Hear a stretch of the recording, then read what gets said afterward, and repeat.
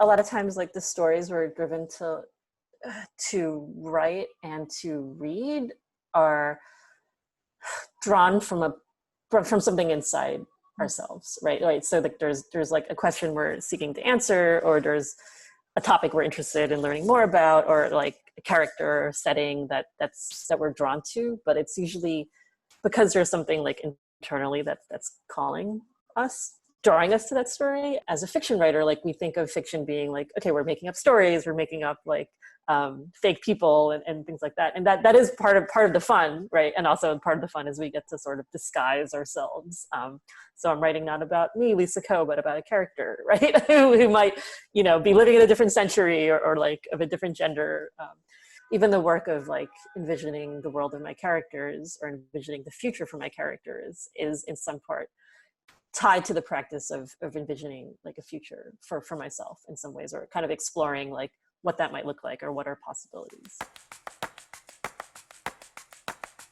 My mom gave me a diary when I was 5, and I've been actually writing down every day since I was 5. So it's sort of like, it's like this daily practice, which I think is part of like also the writer's life, just sort of committing to like a small thing, every day. I think since like the pandemic began, I've really sort of like done it even more. I think there is like a really great importance to like keep a record, right? Especially at a time that where like things are changing and we don't know what's going to happen, which really is all time.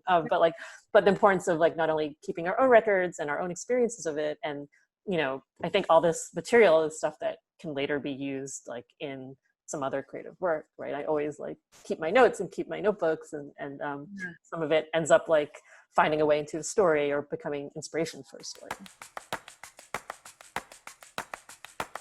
It's so much like mental work. Like it's also, it's kind of interesting because it's like in writing classes, we're often taught all these things about like craft and like plot, but like no one's ever like, it's actually also like doing, like the work within you to like get to that place of, or like even like doing what I call like low stakes writing, like being like, there's no pressure with this. Like it's not going to end up I'm just fooling around or whatever, or like even working in another medium like helps sort of make it seem like less pressure, right? There's often scenes that I avoid writing because they're hard, like they're like confrontations between characters or something, but there's also scenes that I really like writing because they're easy for me, right? Like setting or like fun things, and so sometimes like just writing that like kind of helps like burn off some of the critical voice, and then kind of puts you in a place where you're able to like feel looser around the other work.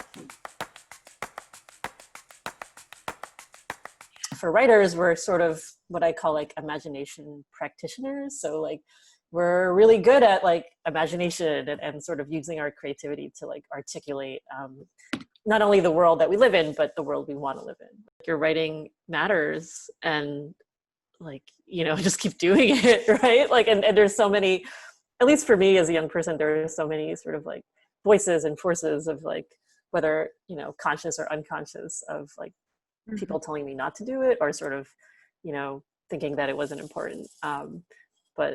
But yeah, I think just to be able to return to that, the value of it, right, for yourself is really critical.